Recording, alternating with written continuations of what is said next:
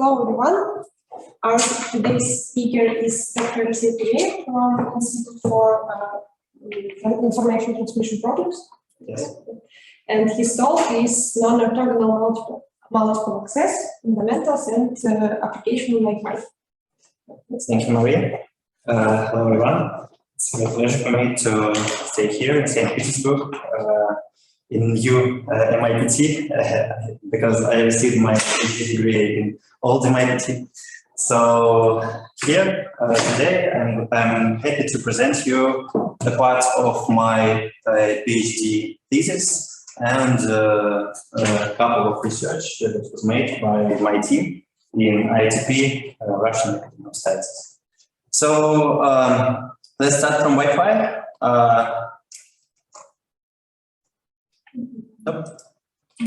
Yes, it works. Great.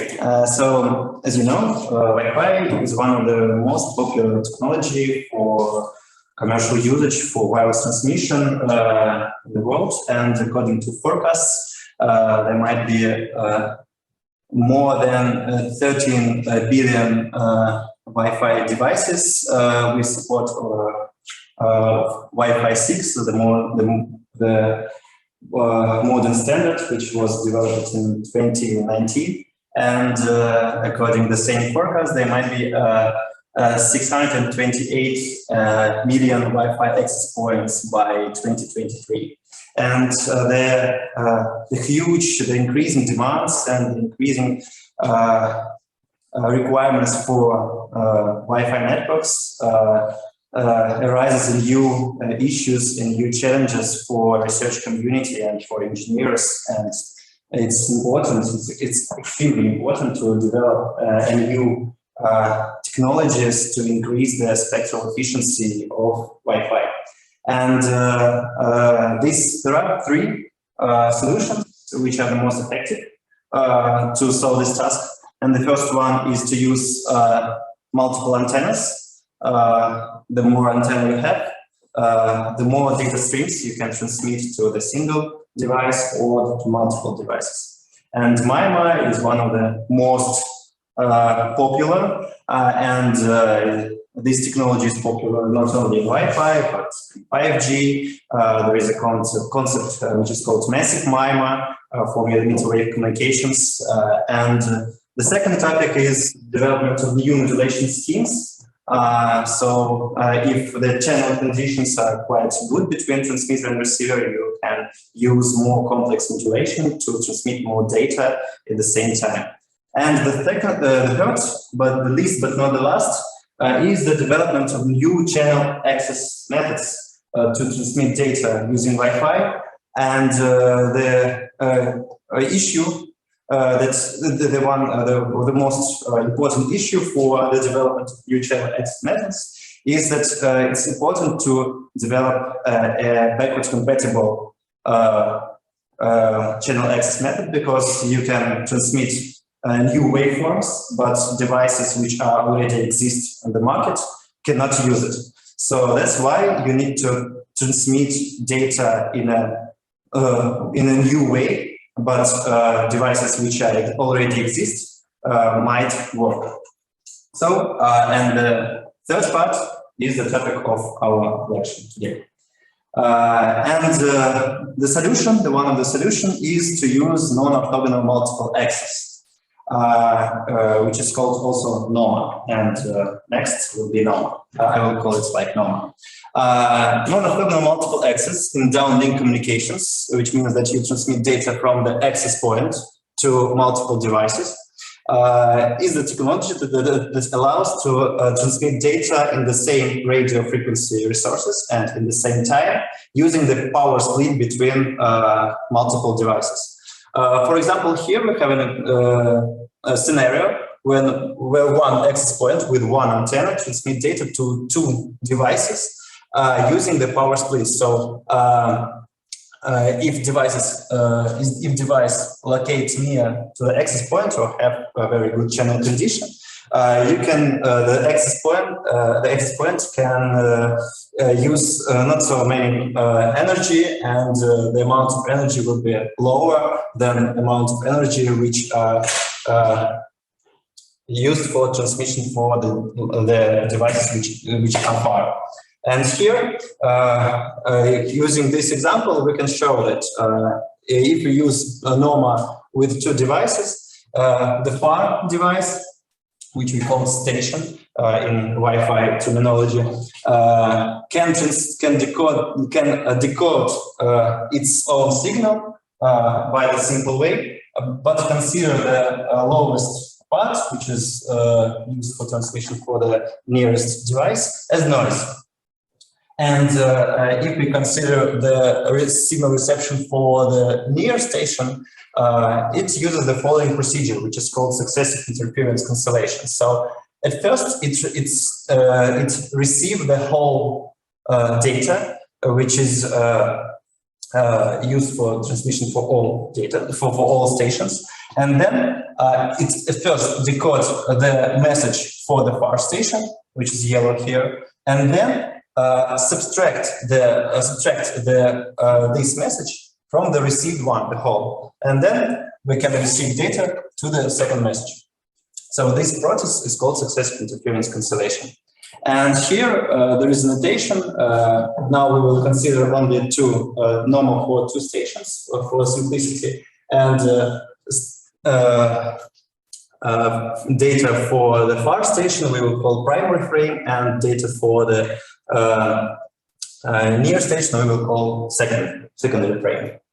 And the non-orthogonal multiple access in Uplink, Uplink NOMA works in a similar way, but signal superposition in the downlink is processed here on the access point, and the signal superposition occurs in the air, in the channel, if two stations simultaneously transmit data in the same radio frequency resources to the access point.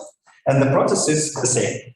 And in my talk, I will tell you about how to implement this technology in Wi-Fi, what the differences between Uplink and Downlink NOMA, so why, and explain you why Downlink NOMA is simpler but not so effective, and Uplink NOMA is more effective but it's more complex to implement in devices.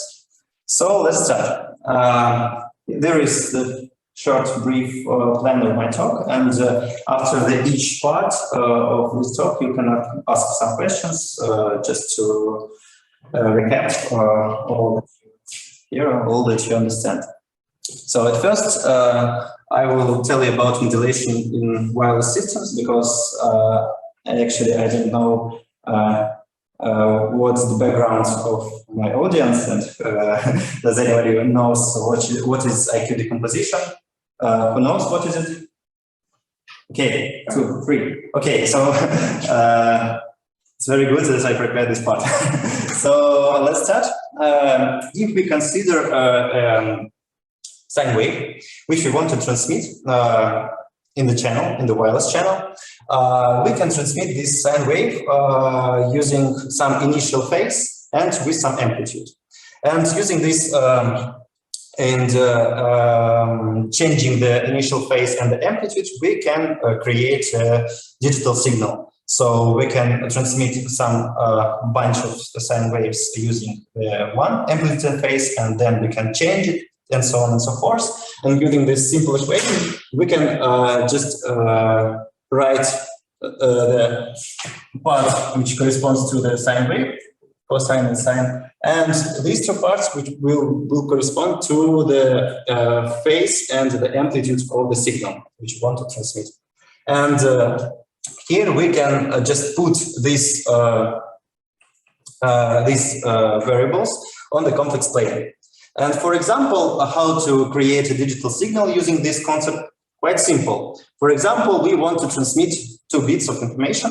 And for 2 bits of information, we can modulate in 4 ways on the phase, for example, here. And this method is called quadrature phase shift keying, also known as QPSK. And on the complex plane, you will see 4 points. Okay, and you can do more complex operation. For example, you can change an amplitude too, and you can create more complex modulations. And this idea will be a basis of today's talk. So I have one question for you.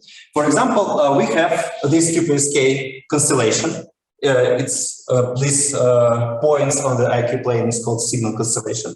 And we need to allocate bits for specific place or specific points of this constellation. Why don't we allocate, for example, 2 zeros to here, which will be neighboring for 2 ones? And why we use this concept, except of putting these 2 zeros here and 1 and 0 here? Ideas? Okay. Let's consider the transmission during the wireless channel. And we know that wireless channel is not ideal. Of course, if you transmit data during the wireless channel, you have a signal attenuation and some noise. In very simple conditions, we have only additive white Gaussian noise, which smears our constellation. And if transmitter thinks that he transmits only this some data which corresponds to these 4 points, in the real situation, we receive on the receiver side these clouds of points. And if the noise will be quite high, so these for example, these 2 regions will overlap. Okay? And the overlapping of these 2 neighboring regions is more, it has more probability than overlapping on these 2 regions. And if these 2 regions overlap, we will have the error in 2 bits. For example, our transmitter sends this point, and the receiver receives this point. For example, this point goes somewhere here after the white noise on the channel, and we decode these 2 ones like 2 zeros. Error occurs, and this error is more significant than the error if we have only error in 1 bit. So error in 1 bit is better than error in 2 bits. Clear? So that's why here we have such constellation, and we allocate in neighboring points on such types of constellations, such types of bits, which differs only in 1 bit here. So here we have a difference in 1 bit, here we have a difference in 2 bits. So this idea is called gray mapping, and it is very useful, and it is used in probably all communication systems, like wideband communication systems, okay, like LTE, 5G, Wi-Fi, and so on. The idea is very simple. Like here we can, on example, as I mentioned, that the distance between 2 ones and 2 zeros must be greater than distance between 2 ones and 1 0. Okay, let's go next. Is the end of the first part. Does the previous thing that this splitting of create constellation, does it work with more bits? Yeah, sure. You can. The idea is that just imagine that you have, for example, 16 QAM. So you have 16 points, and in the quadrant, I guess. So the quadrant, the IQ plate, you have 4 points. And the idea is the same. You have neighboring points in this quadrant, and the difference between these neighboring points must be only 1 bit. It's just like practice for maths. You can just write, put here 16 points and try to allocate some bits. The idea is the same, and I will show you after, I guess, 10 minutes. Probably even less. Is there any correspondence between amount of these points and the stability of the message of signal? Sure, it's a very good question, and yes, there is the dependence. And of course, the more bits, let me demonstrate you this example. So, for example, the more bits you want to transmit at the same time, the more steps in phase, for example, you have. If we consider only phase modulation, for example, we can just imagine a a circle here and put several points here. And it will be difficult for receiver if he has very bad channel conditions to separate these phases. So, for example, here you have more phases than 4, and it will be difficult. And actually, there is some term which I will use next, but it will be very useful for us.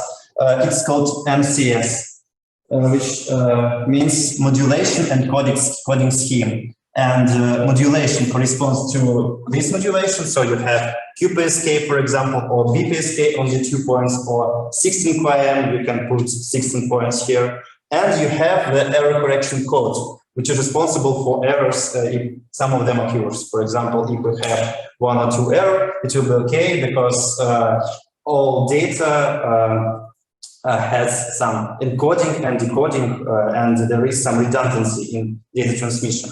And if the channel is okay, you have very small amount of redundancy. You have, for example, for 2 bits, you add 1 more bit. And if you have very big low channel condition, you need to add more redundancy.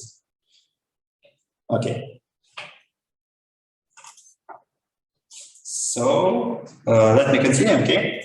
If we go to the non-orthogonal multiple access, let us understand how does it work using the how works superposition coding and the idea of superposition of multiple signals which correspond to multiple devices in the network.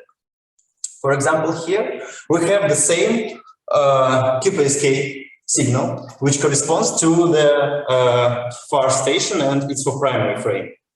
And since the signal, which corresponds to which is secondary frame, that corresponds to near device, has lower amount of power.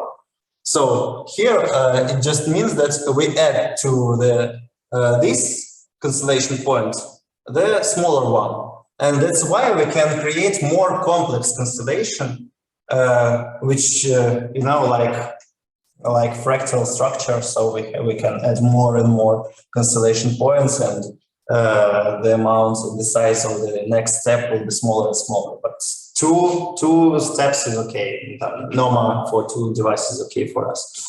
And this idea occurs in the all subcarriers of the Wi-Fi signal. So Wi-Fi transmits not only on single carrier, it uses multiple carriers for data transmission, which is called OFDM. So the idea is the same, but it's just on the all subcarriers of the signal. And the idea is called superposition coding, and here it is. So, and let's look, and this alpha, it's power splitting coefficient. And if we know how we divide power, we of course know how we divide the amplitude and understand the resultant signal constellation of the transmitted signal. And how it works, like just in pictures, in figures for these stations. If we have far station, because of the additive white Gaussian noise or other types of noise, we just see the cloud. If we transmit multiple points after a channel, we have the cloud of these points, and it's difficult for the far station to understand the signal for a near station.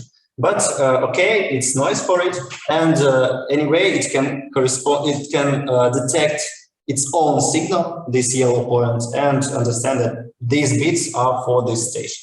And the near station locates near, and the channel condition are better, and that's why it can understand its own point and detect and decode this amount of bits.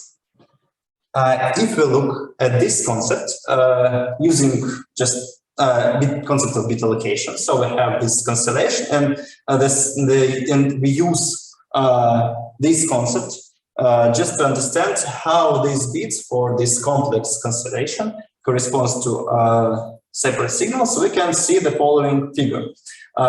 These black bits correspond to the station 1, and the red bits corresponds to the station 2, and which is near station. Let's have a look on this constellation and think if it is okay. So previously, 10 minutes ago, probably 5 minutes ago, I told you about gray mapping. And can we check if this constellation gray mapped or not?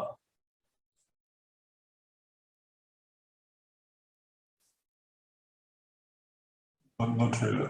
Not really, yes. Because if we look at these points, for example, this one and this one, they're neighbors, yeah? But the difference is more than in 1 bit. We have here we have 1, and here we have 0, and here we have 0, and here we have 1.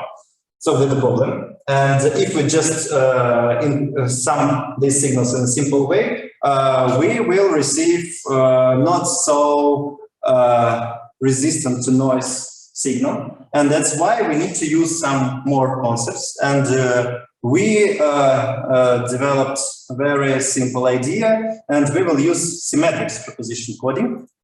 So just it's like just an animation of my idea that I already told you. And the idea of symmetric superposition coding is that we have a special allocation of bits to make it more resilient to the noise in the channel. So here, if we just like, if you see, we can take the first one quadrant of this IQ plate and just mirror it here, like here, and here, like this notebook. And using this very simple concept, we will create a gray mapped constellation, which is more resilient to noise compared with the simple idea. And it's like a very simple idea that will achieve very great potential, has very great potential. So here we have the distance between neighbor points always 1, and as a result is gray mapped. And the second problem that we have in real communication systems is the phase noise. If we have the ideal conditions, we have transmitter and receiver, which works on the same frequency. But in practice, it's not in that way, because the local oscillators of transmitter and receiver fluctuates. And moreover, there is mobility, so the devices can move and the environment can move. Even if you have a stationary situation, you have transmitter and receiver, you have cars near your window which moves, and there are some reflections from it, which have some Doppler shifts in frequency, and that's why you have a phase noise. And the very simple idea which allows us to decrease the phase noise is to rotate signal. Here we have the NOMA constellation. It's like an example of NOMA constellation that we achieved using our testbed. And okay, here is the simple NOMA constellation, and this is the constellation for the near frame, like secondary frame constellation. And if we rotate, you see that these clouds like rotate, and the influence of the phase noise decreases here, because the distance between neighboring points decreases in the direction of the phase noise. So let's go to the implementation problems, and I will describe you how we implement these ideas in Wi-Fi. Do you have any questions now at this step, or is it okay?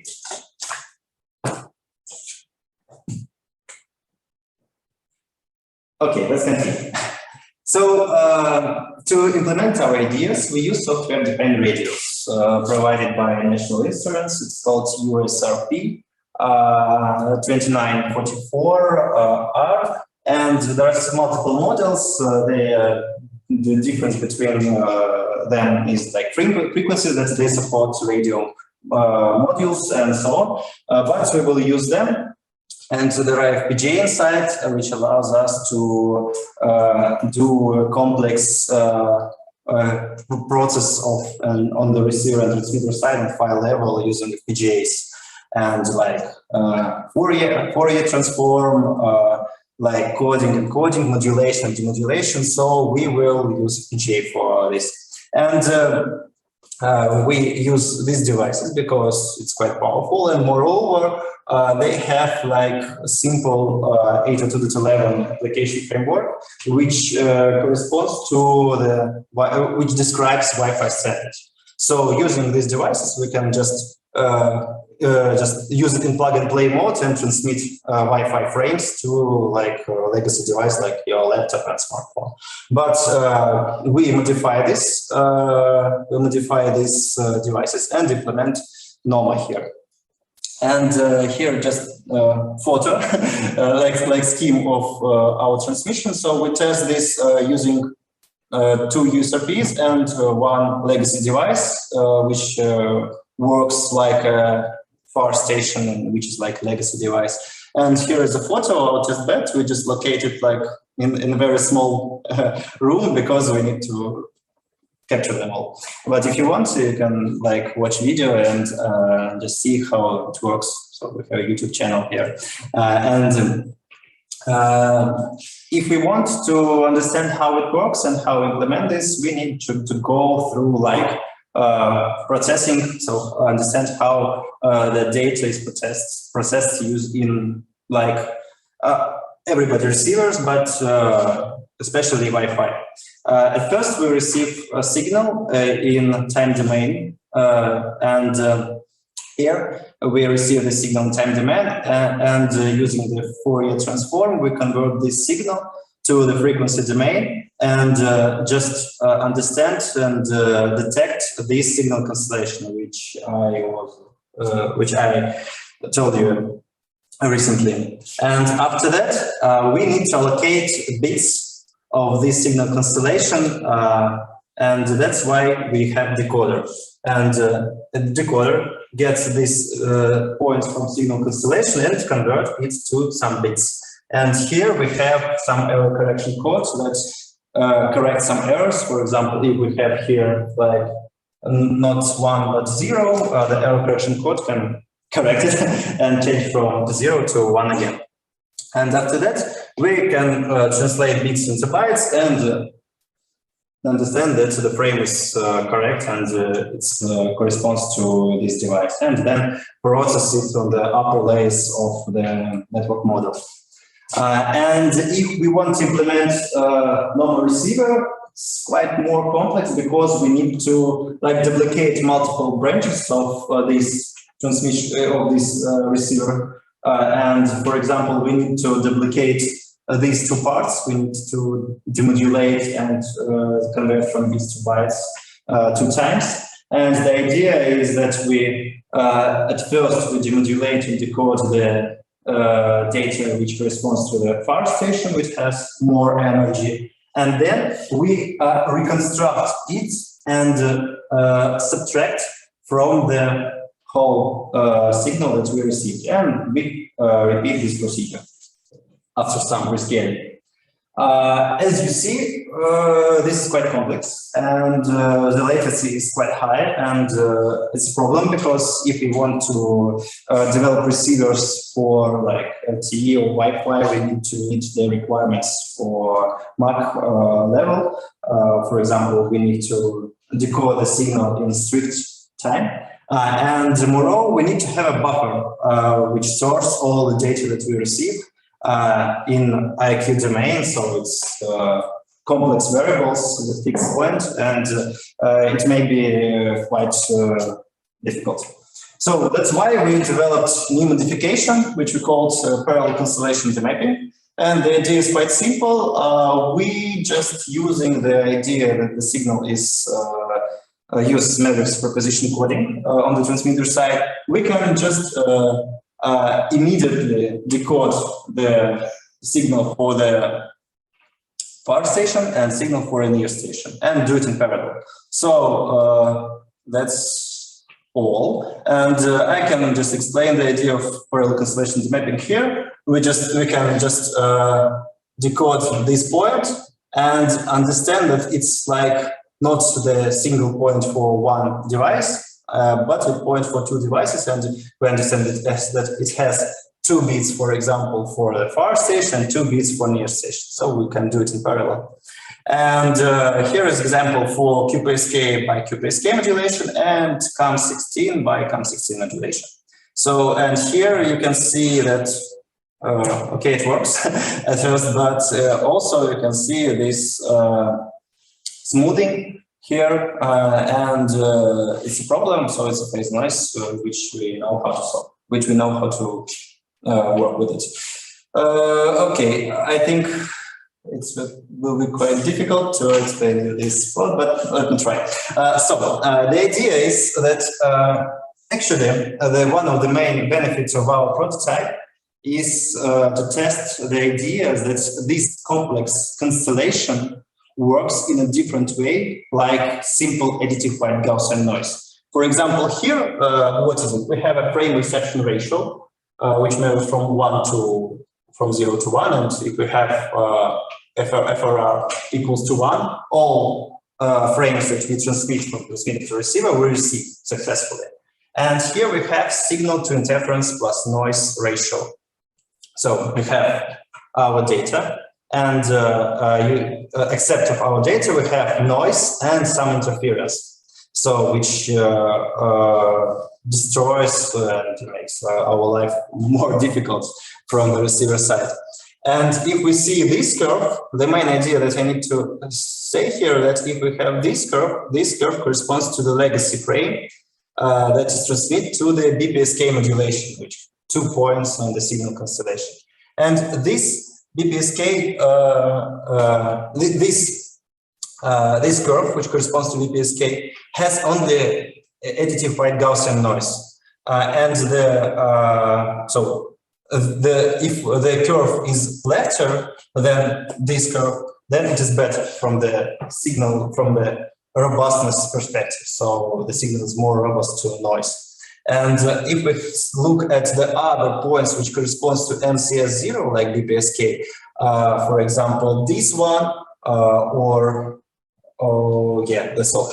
So this curve is flatter. So the idea is that this noise, which occurs by using non-orthogonal multiple access, is lighter effects on the signal reception compared to additive white Gaussian noise. And it's very good for us because we can do more complex modulation. And in literature, typically NOMA interference works as this auditive white Gaussian one again, and that's why this result shows that we can use more higher modulation encoding schemes and transmit on higher data rates than in theory.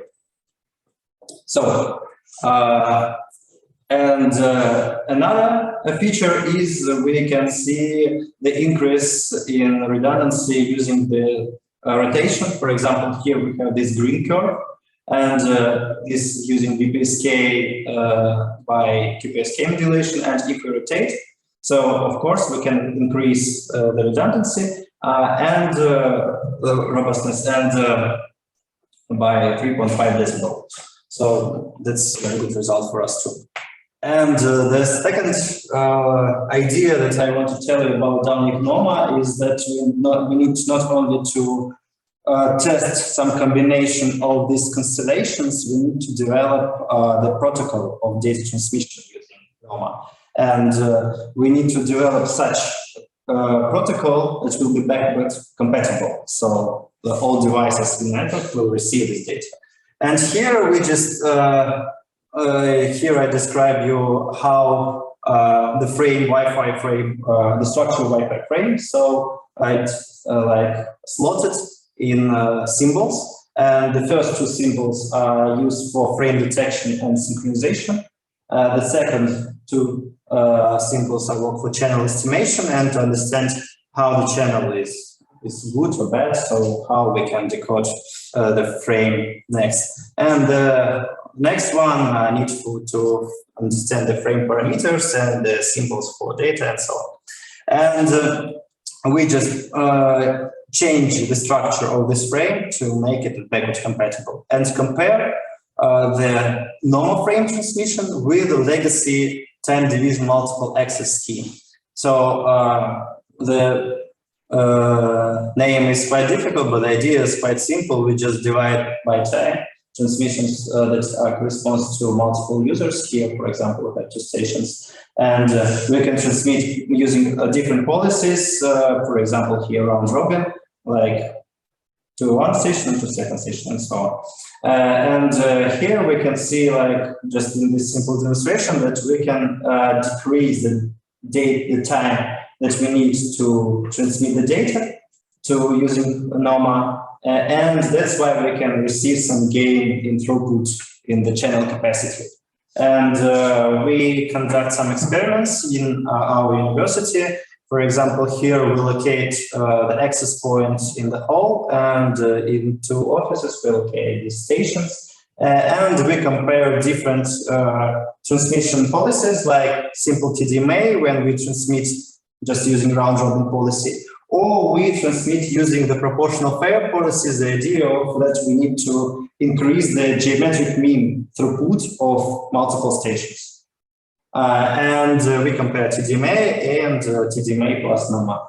And here we can see that using NOMA, we can achieve 37% gain in geometric mean throughput, which is quite a good result for the network and for the technology that has backward compatibility with the legacy devices and increases the throughput of other devices too.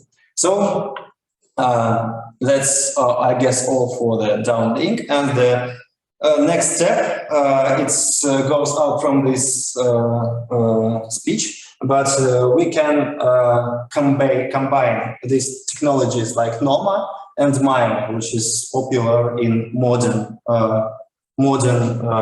wireless technologies like LTE and Wi-Fi and 5G. And here we can have multiple data streams which are built using multiple antennas on transmitter. And in each data stream, we can allocate energy for multiple devices inside the stream. So it's more complex, but the idea is the same. And here we need to conduct a good research to understand where conditions where this technology works good or when it's not good to use such technology. So this is the end of the 3rd part. I guess it was probably the most difficult part. So let's have a rest, and if you have any questions. Yeah. I do have a question regarding this NOMA technology. Could you please come back to the slide where you have demonstrated the this one? No. I understand. Yeah. One moment. It's your benefit, if you combine these 2 types of protocols or technologies, Yeah. But I wonder, so you always demonstrate 2 devices, as I understand, and 1 base. Yeah. What is the limit of the devices? So if there is any threshold when your technology, your approach will not work anymore? Actually, yes, there is limits. It's a very good question, because if you increase the order of NOMA, you increase the complexity of the receiver. And as a result, the price of the receiver increases too. And moreover, of course, if you use NOMA, the signal-to-noise ratio decreases for the far station because you have the noise from the near station.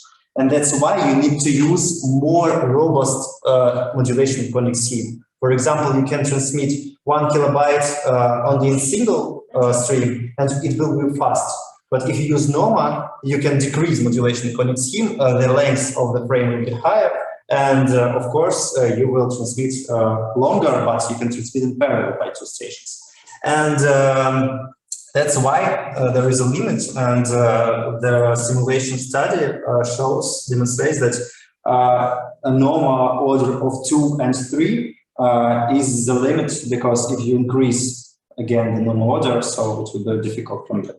It's kind of possible, to level of the, like another question relating to protocols. So you told that we need now to do some protocols or to satisfy some protocols. So who is the who regulates the protocols? I mean that can you revise them in accordance to your research? Sure. If we consider Wi-Fi, there is IEEE. And IEEE is a very huge organization which responsible for many technologies, and Wi-Fi is one of them. There is a task group inside IEEE, which is called 802.11. And I'm the voting member here, and I can go just to the some session of this committee and present these results. And moreover, these results were presented, I guess, a year ago.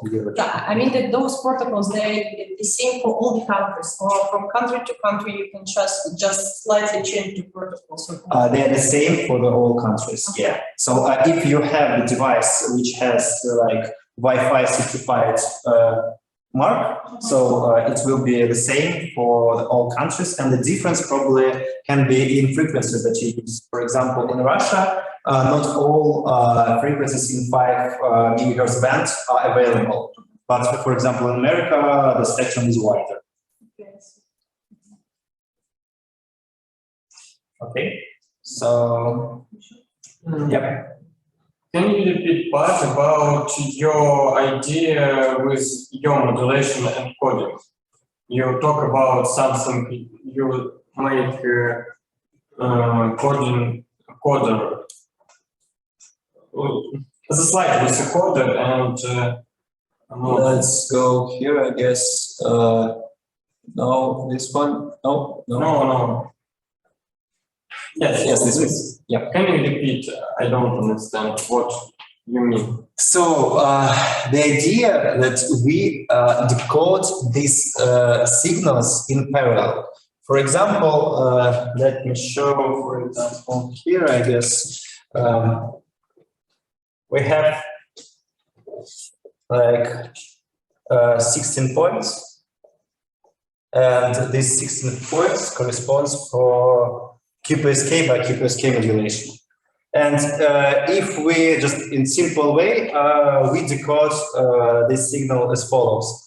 The receiver just not looks at first at the whole constellation, but it just goes more deeper and looks at this point and understands the bits which corresponds to this point and decodes this one for the first station and this one for the second station. The problem here that we need to understand this distance, which corresponds to power division coefficient, and we use it and we understand this coefficient using some like special. I just show you here. I guess no, like here. So we change the power of multiple frames here and have these symbols which are transmitted on this power and these symbols which are transmitted on the higher power. And using this power difference, we can estimate this power difference and understand this radius. And that's why we can understand where we want to find this complex point. And if we find it, we can just understand these bits. In simple way, in simple receiver, it just it works step by step. So it just look at first at this constellation and understands, okay, it's 1 and 1, and only after reconstruction it subtracts from the whole signal the reconstructed one and understands that the second part is this one. And we do it in parallel, because we can simultaneously estimate this power coefficient, and that's why we can speed up the processing. Yep. Yeah, so maybe a silly question. You were saying that the experiments you were done in static environment, yeah. But how for example, like just walking people, how they will influence the robustness to noise? It's a good question. So the idea of NOMA and the benefit of NOMA, that the performance of NOMA depends only on signal-to-noise ratio. If we consider the moving objects, like moving persons in the mall or so on, the change of the signal-to-noise ratio is not so significant because the length of the typical Wi-Fi data frame is not more than, for example, 1 millisecond. And if we have 1 millisecond, the moving persons do not affect significantly of the fluctuation of the signal-to-noise ratio. So that's why it works well. And moreover, the main problem is like phase drift. And phase drift is significant, but we do the same feature like in typical Wi-Fi, because I told you that in all symbols, so they are OFDM, so they are transmitted on multiple subcarriers, and some of these subcarriers are pilot, so they are used for phase compensation. For example, you have 48 subcarriers, and 4 of them are used for phase compensation. And this phase compensation works well for these 2 frames. Okay, do we have some time? One question. Yeah. Pavel, please ask your question. Hi, do you hear me well? Yeah. Okay, thank you very much for interesting first path. I have at least 3 questions. And the first question, could you please open 25 slide? Okay.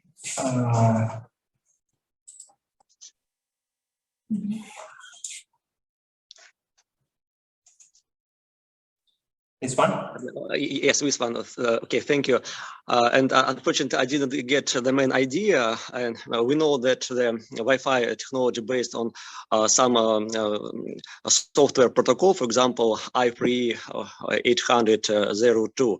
And could you please explain the relationship between with NOMA technique and with high-level protocol, and where is analyzed before or at right path of this diagram, or is alternative for this? Can you please explain a relationship with software protocol?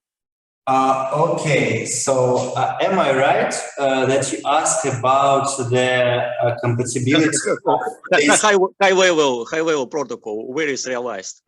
After which algorithm, or is alternative?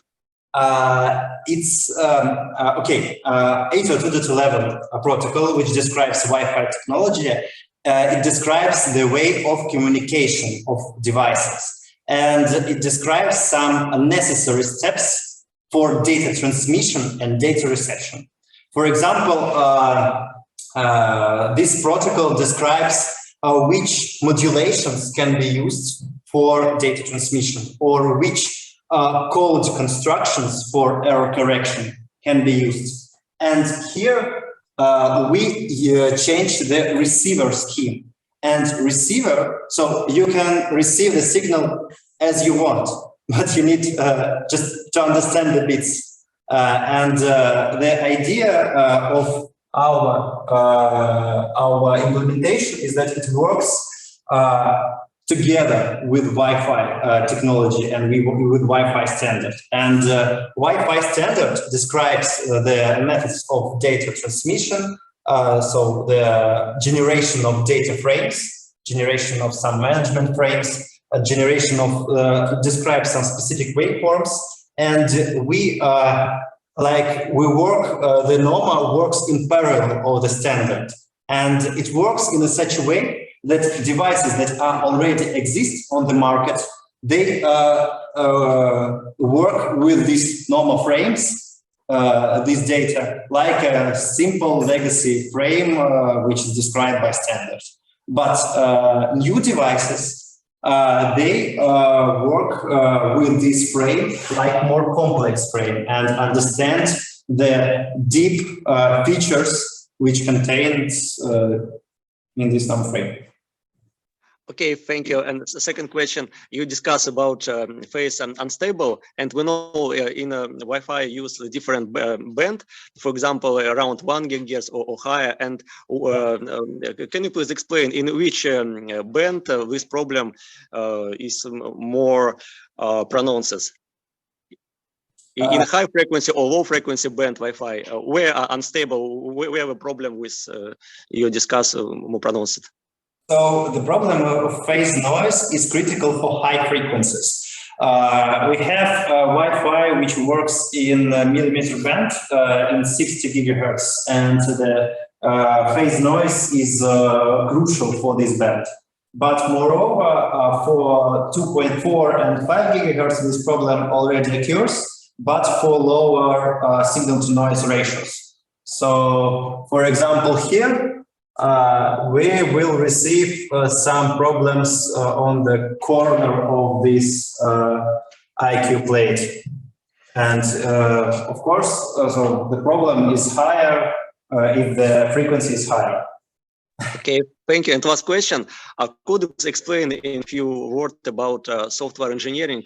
We know that the software realization is very hard, very difficult. And can you please explain which software did you use for software development in FPGA based on SDR radio? Because it's a very expensive protocol stack. And did you use some well-known software? Thank you. Thank you for your question. So the most popular languages for FPGA programming is VHDL and Verilog, but it is quite complex to program using them, and we need to save time and achieve results. And that's why we use LabVIEW. LabVIEW, it's a programming language from National Instruments, and it works on the top level. And the code which is written in LabVIEW then translates to VHDL. And we modify the standard software that was used for simple Wi-Fi transmission without NOMA. We modify this software using our own modules. So that's all. So if we want. Thank you very much. Thank you very much. Thank you.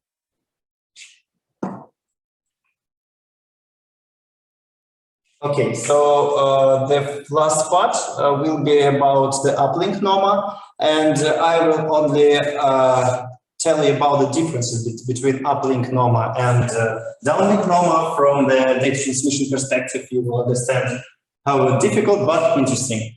So let's go to Uplink NOMA. The first idea is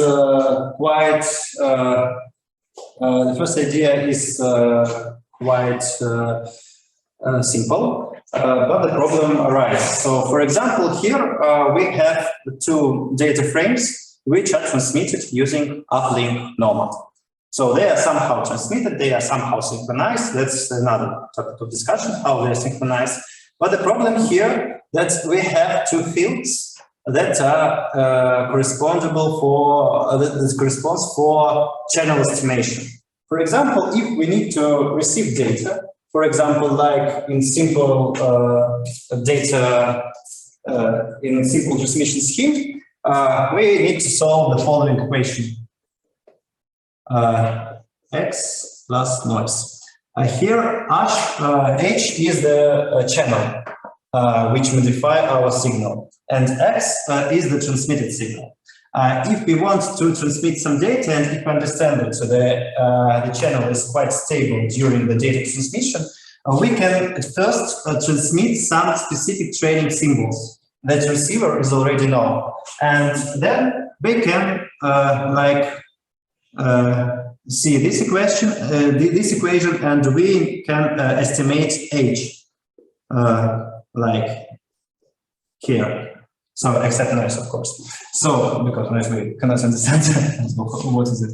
So it's like a very simple equalizer, which works, can be implemented in Wi-Fi, But if we and these symbols, these specific training symbols, are in this LTF field. And if we transmit these signals simultaneously, these fields overlap. And we cannot solve this equation. And if we transmit like this overall signal, we have two channels. Channel from the far station and channel from near station. And it's difficult using only one equation to understand two variables. So that's why we need to somehow modify this preamble, these specific fields, which corresponds to data transmission for multiple frames. And the second problem, is the so how we solve it? Okay, just solution. What we understand how to do. If we look at this field, it has two parts, which are like the same. And we modify the field of the secondary frame, like we modify and we say the first part the same, and the second part we modify and add additional phase, because there is some time shift between these frames. I don't go deep in details, but the idea is that we can try to solve some orthogonal.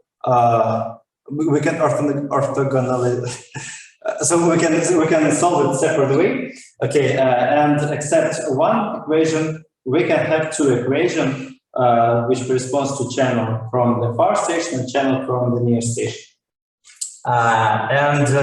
The second idea is pilot overlapping. If we consider just simple superposition of two frames, we have overlapping not only in channel estimation fields, but in these pilot subcarriers, which I told you that contains in the all data symbols. And we can do some pilot thinning, and we can have this blue primary frame, which corresponds to legacy device again, and the secondary frame, it has pilot thinning, so it has some symbols with pilots and some symbols without pilots. And using this pilot thinning, we can just again solve the system of equations and understand the their phase compensation for the primary frame and the phase compensation for secondary frame. So these are two simple ideas that are necessary to do to implement Uplink NOMA, and we do that. So we presented in this year in InfoCom, IEEE conference. So we developed the prototype using the same software-defined radios, but with uplink transmission. And here we have like the same constellation. The idea is quite the same, and they look in the same way, but they came from the uplink data transmission. And these are like example for the curves that we achieve. Again, FRR, and here we have the signal to interference from noise ratio of secondary frame. And here we compare the two strategies of signal reception, PCD, which corresponds to parallel constellation demapping, and successive interference constellation. And I didn't show you the results, but in Downlink, PCD works in the same way like SIG. But in Uplink, SIG works much better. And moreover, if we just go on the several steps of this curve, we can see how the constellation works. For example, here, the probability of received frame is less than 1 because there is a constellation overlap of primary frame. So the energy is too high, and that's why you have the overlapping of different signals. And here is the working regime of Uplink NOMA, and here we have a very stable constellation which can be decoded.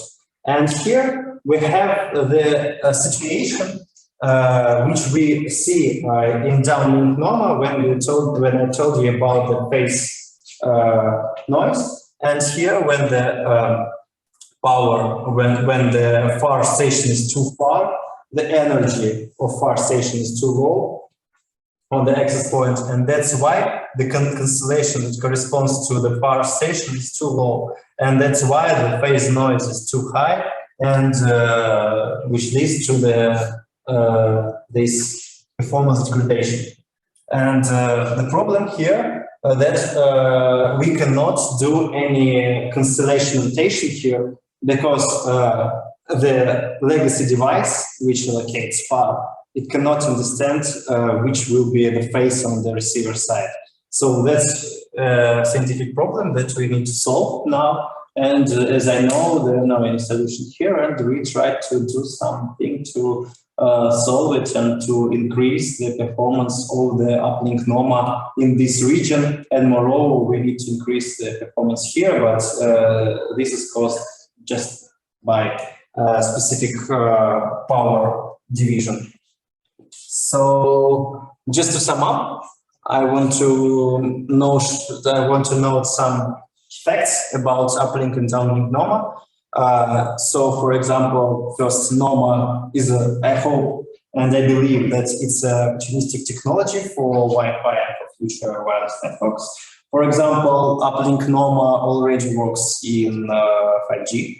And symmetric superposition coding and cancellation notation. So these two techniques improve the performance of this downlink NOMA, and parallel cancellation mapping decreases the complexity of downlink NOMA.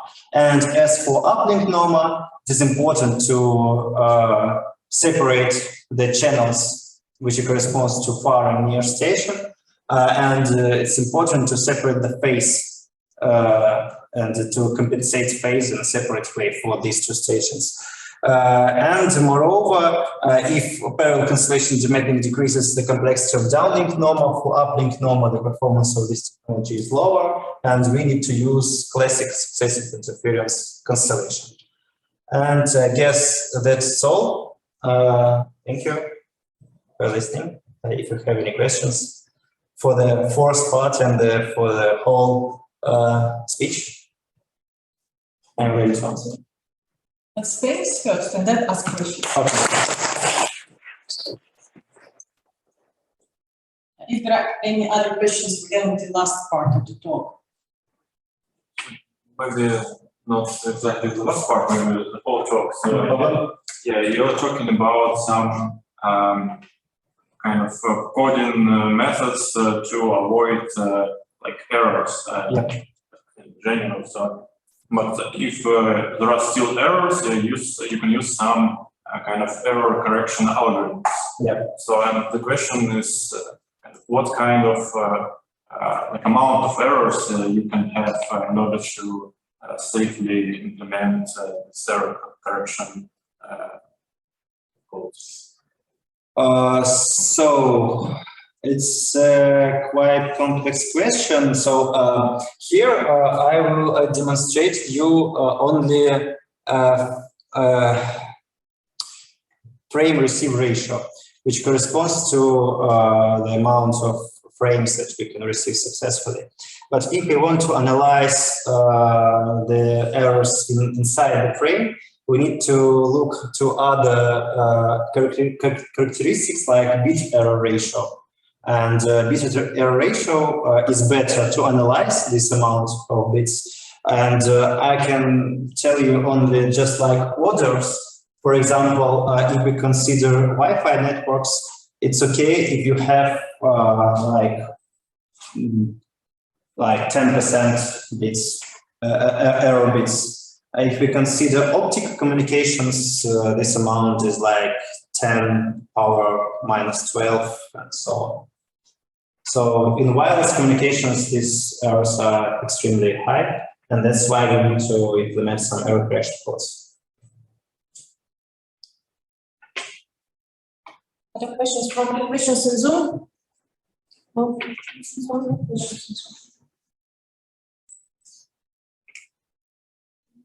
If there are no other questions, then let's thank the speaker again.